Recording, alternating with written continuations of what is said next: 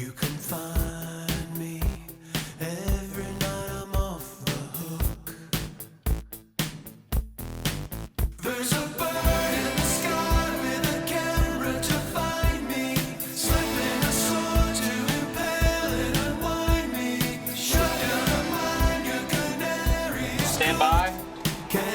5, 4, 3. Good morning, Marshals. I'm K-Mo. And I'm C. Payne. Today is Friday, April 4th. And we are hours away from spring break. We are also just hours away from sketchy rides, funnel cake, and a great parade. Tater Day is coming up, so we decided to ask students what their thoughts were about this country treasure. What are your thoughts on Tater Day? I haven't been to Tater Day in a couple years. The only thing that I had any interest in there was the spinny spaceship. That's all I liked. What about the parades? Well, are you going to be in the parade? Actually, I am. Then actually, I do not want to go at all. That's not nice. What are your thoughts on Tater Day? I think it's fun. Anything else? No. What are your thoughts on Tater Day? I have no idea what it is. Well, it's great. What are your thoughts on Tater Day? I love Tater Day. It's probably my favorite thing that we have here, probably because it's the only thing we have here. What's your favorite part of Tater Day? You like the rides run by those sketchy people? They're not sketchy, they're great. Yeah, keep telling yourself that. It's well known Florida is by far the most popular location for spring break. But do you know just which city reigns king? If you guessed Orlando, you would be 100% correct. As of 2024, Orlando surpassed Miami and Fort Lauderdale to be the go-to spot for thousands of spring breakers. Speaking of warm areas of the ocean, I was able to go around the school and ask people what their plans were over the spring break. Let's see what they had to say.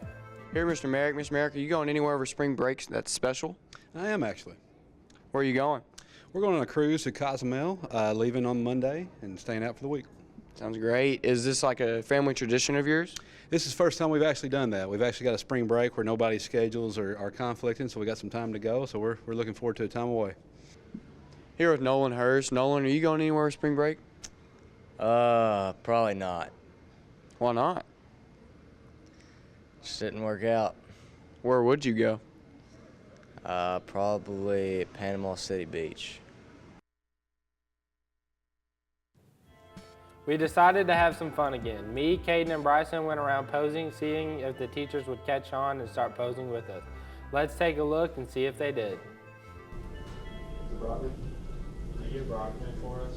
I have Brbie.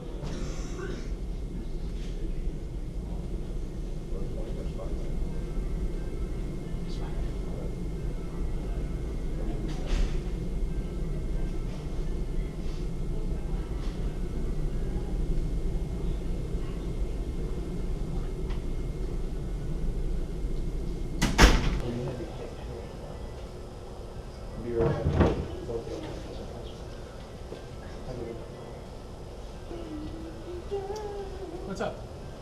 How you guys doing? Y'all need Jesus? Y'all need prayer?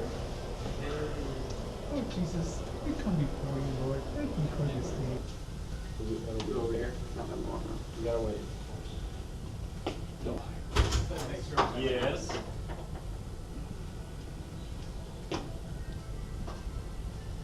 Very good. What were they? They're standing still. This is clearly productive activity we're having here today. What, you want me to come and stand? Should I? Is this what I'm supposed to do here? All right. Yeah.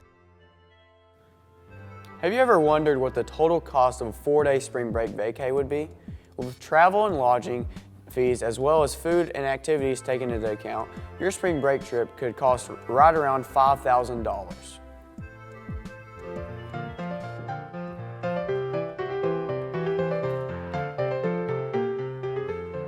Hey Marshall, today for lunch we'll be having chicken, sandwich, burgers, pizza, or salad next week. Breakfast and lunch will be on your own. Have a great spring break and peace out, y'all. With spring break coming up, let's take a moment and look back. Here's another segment of Way Back Wednesday, where a few students dig up some of our county's past. Take it away, Keaton. Hello and welcome back to a long overdue Way Back Wednesday return. In this segment, we investigate the history of our school and dig into the history behind it. Today, we are revisiting the old Griggs Schoolhouse next to the high school. Opened all the way back in 1886, it was open for 7 years before closing. The Griggs Schoolhouse served as one of many one-room schoolhouses across Marshall County. While today, many of these schoolhouses have been demolished, the Griggs Schoolhouse is maintained here on campus as a piece of history. Many of these former schools even have a plaque nearby that shows the significance of the site. These schoolhouses served as the only level of education for the town that they were in, having all ages in the same classroom. While there are no classes being taught in the Griggs Schoolhouse anymore, sometimes teachers do take their students down for a little walk nearby. Let's hear from Ms. Conley about when she took her students down to the schoolhouse. We were reading a lot of Transcendentalism, reading a lot of Thoreau and Walden, and so that writing is a lot about getting back in touch with nature and learning from nature, and so that's just what we did. We actually went to the one-room schoolhouse because it was built around the time that Thoreau was writing Walden, and so we're trying to put ourselves in the Walden mindset and go sit in a room with no electricity and really breathe in the old books. And thank you for taking the time to learn about the old schoolhouse on this segment of Way Back Wednesday with your favorite host, Keaton Barrett.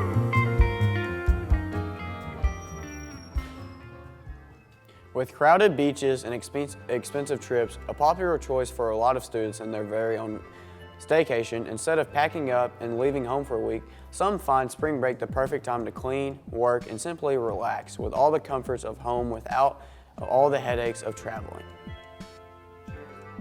Cheer tryouts are coming up on April 16th through the 18th from 3:15 to 5 p.m. Open gym is April 1st through the 3rd. If you have any questions, email Miss Sutton at marcy.sutton@marshall.kyschools.us. Speaking of cheer, let's cheer on a friendly senior here this week with Corbin Sharp for a MCHS Senior Spotlight. I'm Corbin Sharp. I'm a senior at Marshall County High School. I'm going to WKCTC for 2 years, and then I'm going to Murray State for like 3 or 4. I plan to study cybersecurity. It's good money, and I can work from home for most things. I used to watch this show when I was little called The Upside Down Show. They were doing all of the sounds for everything with their mouth. I've been doing it for as long as I can remember. Honestly, yes, that would be so much fun.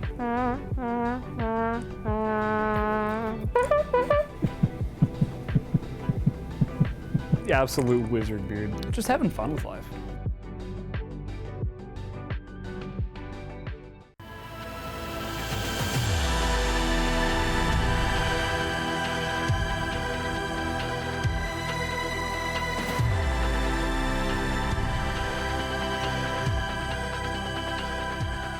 To recap what's going on in the sports world, our baseball team came out with a win Tuesday night against Trigg County. Caden Merrick pitched an excellent game that led to a shutout. On the girls' side of things, our softball team destroyed Callaway County 15-0. Allison Harris pitched another great game. She has pitched another shutout as well. Great job, y'all.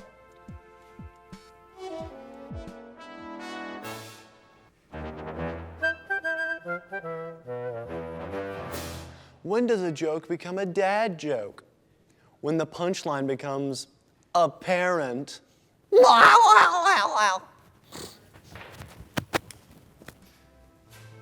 That was funny, but now it's time for even more dry humor with Billy and the burning question.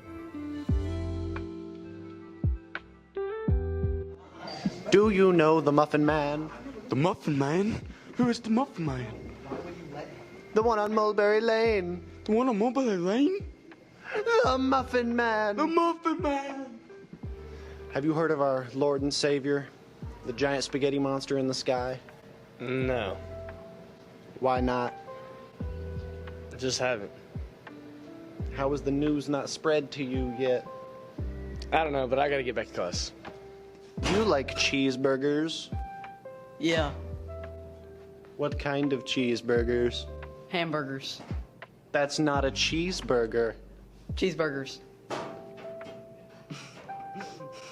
What? Is it difficult? Yeah, I like cheeseburgers. I'm done.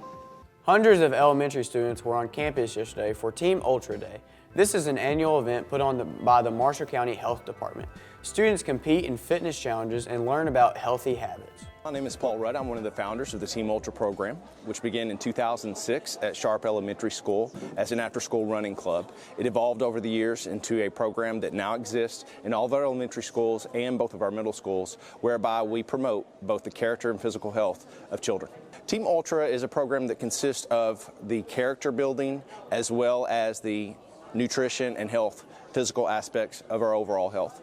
With our character building, we emphasize yes sir, yes ma'am, please and thank you. We also have a motto with our program, we reap what we sow. We always joke with the kids, don't spell it this way on a spelling bee, but reap is R-E-E-P. We respect ourselves and others.